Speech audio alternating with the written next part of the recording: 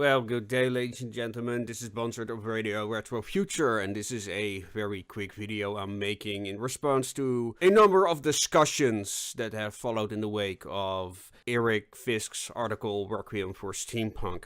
So this is my response to two people in particular, Mr. Rook, who has asked me a question on my YouTube channel. Thank you for that, and thank you for your comments. And the other one is a question by Andrew Gearwood, who claims that Dieselpunk doesn't have the problems that Steampunk has. I disagree. But before I get into that, I want to thank Paulo Valerga for the image I have on screen right now. Thank you, Paulo. I really appreciate it. I'm really happy with it. It's exactly what I wanted. Now, first off, Andrew Gearwood's claim that Dieselpunk does not have the same identity issues that Steampunk has. I do not agree with that. I see exactly the same things in Dieselpunk as I see in Steampunk discussions. Namely, what is and what isn't Dieselpunk. And one of the examples is that you will see pictures that one person says is Steampunk and the other person will say it's Dieselpunk. And you see this a lot. Even on, I think it was dieselpunk.org. You see pictures of people who self-identify as steampunks, and yet it's said that these are dieselpunks. Just to name an example. Also, he claims that dieselpunk is era-specific, you know, the 1920s, 1930s, and once again, I have to disagree. When I'm thinking of artists who use dieselpunk in different eras than the 1920s, Jacob Brzezowski and Vadim Wojciechowicz, I hope I didn't butcher his name, immediately spring to mind. When I think about Vadim, his paintings are always set in mostly Victorian-esque cities, but his machines and devices are very much dieselpunk, so he has this very unique mixture. Then, of course, there is Jacob Brzezowski, who does use a early 20th century look, but it does not look like dieselpunk other than its very pulpy nature. The very pulpy nature of its themes and characters are pretty much dieselpunk. The machines are very much dieselpunk, but the landscapes and cities he draws are very much, well, very rural, very Eastern European, and I think it's actually 1890, if I'm not mistaken. And there are plenty of other examples of dieselpunk aesthetics in different earlier, older settings. So I cannot agree with that.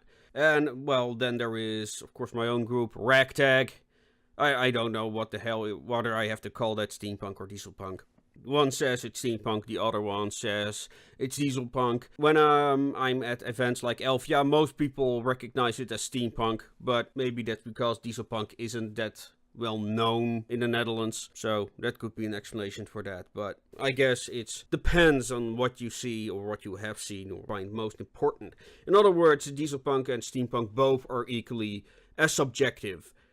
That's the point I'm trying to get across here. And that brings me down to something I just realized. I talked in earlier videos about how fantasy has its own take on steampunk-esque design. This really DIY aesthetic like you often see with dwarves or the Dwemer in Skyrim, to name a few examples.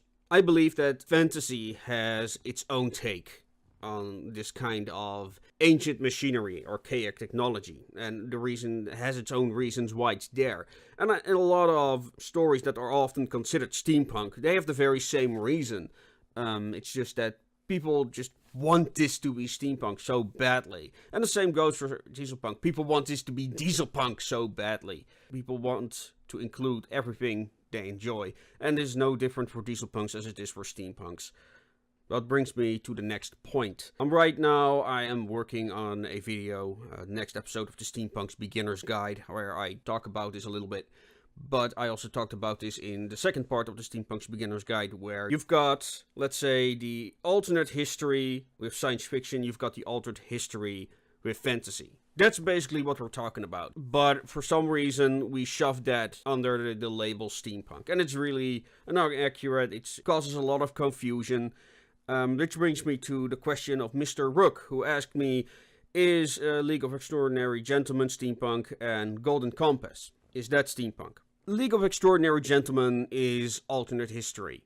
It's kind of altered history with a different take on these old-fashioned horror and science fiction characters like Mr. Hyde and Captain Nemo, and a kind of a what-if scenario. What if all these fictional characters work together in a team, and which one would betray the other, and stuff like that. Yeah, of course, it also has the aesthetic of steampunk, which is more dieselpunk in this case. So, there you've got it. Again. Yeah, but because it's alternate history, and it also has this type, what would happen, you got this villain that wants to introduce all kinds of dangerous technology before its time, before 1900, like you've got the tank, the famous Mark I tanks. So yeah, I would consider that to be somewhat steampunk, if only, and I said the same thing about Wild Wild West with Will Smith. These movies, or in case of League of Extraordinary Gentlemen, inspired steampunk. I'm not sure from what year League of Extraordinary Gentlemen is. I think it's rather old by now, but I think it's more kind of a thing that inspired it. I think the film itself helped kickstart the steampunk movement. Definitely more a source of inspiration for steampunk rather than steampunk, in my opinion. That's the problem with the word steampunk. What does it mean? What brings me to the next film, The Golden Compas. And I just mentioned it about my opinion on steampunk and fantasy. I consider The Golden Compas to be fantasy. It's not alternate history. It's pretty much a fantasy world. It has talking animals, all those fantastical elements. Yeah, it has some devices, but really they're just fluff, as far as I can recall. I must admit, I haven't seen the movie, but what I have seen of it, it's more kind of a fluff. It's more kind of a the atheist writer projecting his own feelings on religion and how that works onto his own fantasy world, rather than it being anything like cyberpunk. So, yeah, it's fantasy that happens to have some steampunk aesthetic to it. That's what I believe it is. What brings me to themes in steampunk. And this is one thing that people often say, steampunk, it has to be Victorian, right? It's Victorians. Yeah, Victorians. Yeah, well, there's a lot of problems with that. One thing, H.G. Wells and Jules Verne. Jules Verne being French. It's not Victorian. And H.G. Wells' work is, after the Victorian era. So, because they're both two major inspirations for steampunk, you already kind of get problems defending that position. I once again will refer to Ragtag. Ragtag has a theme. Everybody knows, at least the people who are familiar with Ragtag, immediately recognize them. The green coats, the swish helmets, the webbing, all that makes Ragtag. It's not just a uniform, it's a theme. And that theme is a kind of rogue minions. Basically, that's what they are. And they do all kinds of activities within that theme, within that framework. So it's steampunk, but with a very unique theme. It's not done that often. There are individuals who use military themes. As a matter of fact, the military theme is very popular within steampunk. Immensely popular. Just look at, especially German steampunk. You see a lot of men walking around with uniforms, and then of course you've got a lot of steampunks wearing stuff like medals and stuff like that. The military presence in steampunk is undeniable. So, and then of course the Victorians. That's a theme as well. And I wish people just recognized it as a very popular theme in steampunk, rather than this is what steampunk is supposed to be. I read people already talking about neo-steampunks. A name change. And I'm gonna emphasize this again. Name change won't work. The neo-steampunks, whatever the hell they are, will have exactly the same problems as steampunk has now. Even if you say, we're gonna do it all Victorian. Well, good luck defining Victorian. Good luck finding the people who are going to police it. And good luck trying to keep the people out who are going to judge you for policing what is and what is not neo-steampunk. I'm sure that will be a great success. Good luck with that. This is the other thing, right? With people saying, this theme, because we're talking about themes, even if they don't realize it, they say, this theme, that isn't steampunk. We shouldn't have this theme within steampunk, because I don't like it. That's the argumentation. This is the same with neo-steampunks. It's not neo-steampunk because I say so. Let's not try to mince words about this. This is just the same old discussion that we've seen till now. So not a fan of the name change idea. it would be more honest. I personally would prefer that Dieselpunks and Steampunks and all those other derivatives would just say, well, we're retrofuturists. Done. It couldn't be more honest than that. It's we do retro and we do future. Retro-futurists. And that's what I consider myself. I'm not comfortable with the label steampunk. I use it for commercial practices. I will not stop using it until, well, some other term becomes popular. But yeah, not a fan of the term steampunk once again. However, that being said, I just watched The Weird Sisters by Terry Pratchett, the cartoon version of the book. And they talk a lot about how words have magic. And that's it. That's the whole thing. Steampunk is a magic word. It somehow seemed to unite people under this idea that we are steampunk community. If we would call ourselves retrofuturists, it just isn't as catchy. And it is just not that well understood. Yeah, but I'm a retrofuturist. Oh, well, good luck with that. Say you're a steampunk. And, oh, yeah, I know what steampunk is. Oh, at least the idea of steampunk. The jest.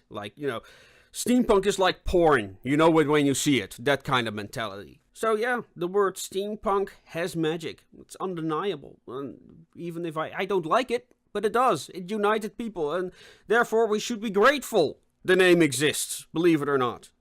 It's one of those double-edged blades, It cuts at one end, it cuts at the other. It's really annoying, really, because now we're stuck with it. So yeah, it makes me wonder that Kiwi Jetter may have made a fatal mistake when he wrote that letter to Locus Magazine, coining the name. We're just gonna have to live with it, because, that's how the passing of time works. If you can think of another name that will unite all these like-minded people together, I'd love to hear it. Hell, I will be the one to promote it. I'll be the first one to use it.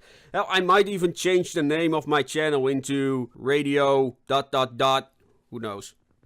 But for now, I believe Radio Retro Future is the most honest term I can use. What I really hope is that in the future people will consider the genre fantasy its own thing.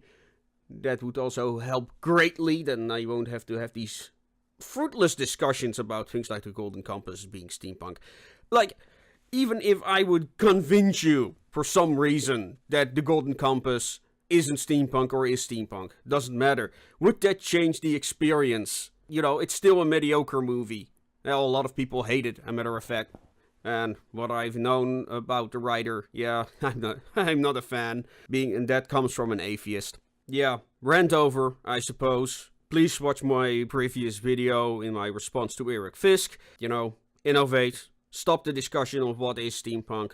Let's discuss where we can take it instead. I really like to see that for a change. Where can we go with steampunk? Rather than, what steampunk should be. No. Stop it.